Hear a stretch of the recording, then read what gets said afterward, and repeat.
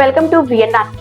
కలియుగ దైవం కోరిన కోరికలను నెరవేరుస్తూ ఆపద మొక్కుల వాడిగా వెంకటేశ్వరుడిగా భక్తులచే పూజలు అందుకుంటున్న ఎర్రగట్టు గుట్టాలో స్వయంభుగా వెలిసిన శ్రీ వెంకటేశ్వర స్వామి వారి బ్రహ్మోత్సవాలు మార్చి 14 నుంచి 18వ తేదీ వరకు అంగరంగ వైభవంగా జరుగుతాయని ఆలయ అర్చకులు వేదాంతం పార్థసారథాచార్యులు తెలిపారు.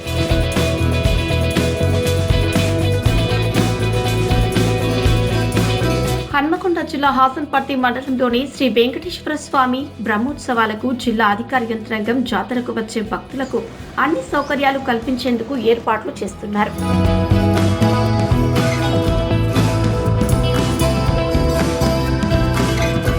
14వ తేదీ రాత్రి 11:48 స్వామివారి కళ్యాణ మహోత్సవం, 15వ తేదీ నాడు బండ్ల తిరుగుట, 16వ తేదీ నాడు కుంకుమార్చన, హారతి ప్రసాద వినియోగము, 17వ తేదీ క్షీరాభిషేకములు, అర్చనలు, అలాగే 18వ తేదీ స్వామివారి ఉత్సవ మూర్తులు భీమారం, హాసన్పర్తి దేవాలయాలకు వేంచేస్తారని తెలిపారు. ఓం నమో వెంకటేశాయ నమః. శ్రీ శ్రీ ఎర్రగట్టు వెంకటేశ్వర స్వామి జాతర 14/3/2025 నుండి 18 వరకు జాతర ఉత్సవాలు, కళ్యాణోత్సవాలు, బ్రహ్మోత్సవాలు బ్రహ్మాండంగా జరుగుతాయి. శ్రీ శ్రీ ఎర్రగట్టు వెంకటేశ్వర స్వామి ఉత్సవ విగ్రహాలు హసన్పర్తి ఎర్రగట్టు వెంకటేశ్వర కళ్యాణ మండపంలో బ్రహ్మోత్సవ కళ్యాణం రాత్రి 11:15 కళ్యాణ మహోత్సవం చేస్తాము. చేసిన తర్వాత ఆ యొక్క ఉత్సవ విగ్రహాలను తీసుకొచ్చి ఈ ఎర్రగట్టు గుట్ట మీద వేయించేయిస్తాము. వేయించేసిన తర్వాత భక్తుల దర్శనార్థం ఆ రోజు తెల్లవారుజామున మళ్ళీ అభిషేకాలు, కుంకుమ పూజ కార్యక్రమాలు ఉంటాయి.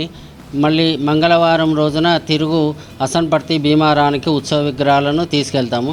సుమారు 4-5 లక్షల మంది భక్తులు ఈ 5 రోజులు కూడా వస్తారు. కమిటీ వారు కానీ, ఎండోమెంట్ వారు కానీ ఆధ్వర్యంలో సకల సౌకర్యాలు చేస్తూ ఉన్నారు. ఇక్కడ ప్రత్యేకంగా కళ్యాణ మహోత్సవం జరుగుతుంది. అంతరం ఇక్కడ ఎవరైనా గండా దోషాలు తొలగిపోవడానికి గండా దీపాన్ని స్వామివారి యొక్క గుట్టపైన వెలిగిస్తారు. ఈ 5 రోజుల పాటు నిత్యము కుంకుమార్చన, అభిషేకాలు, అష్టోత్తర శతనామాలతో అంగరంగ వైభవంగా జరుగుతుంది.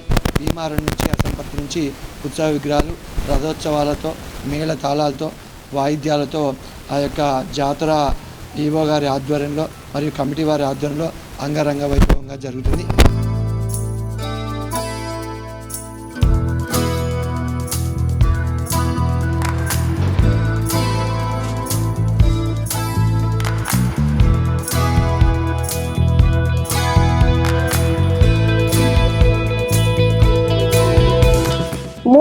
సంవత్సరాల క్రితం ఈ ఎర్రగట్టు గుట్టాలో వెలిసారని చరిత్ర చెబుతోంది.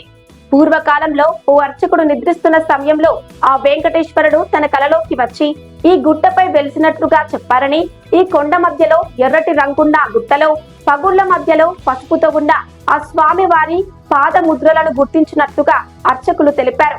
ఆనాటి నుంచి ఈ స్వామి వారు విశేష పూజలు అందుకుంటున్నారని అర్చకులు అన్నారు.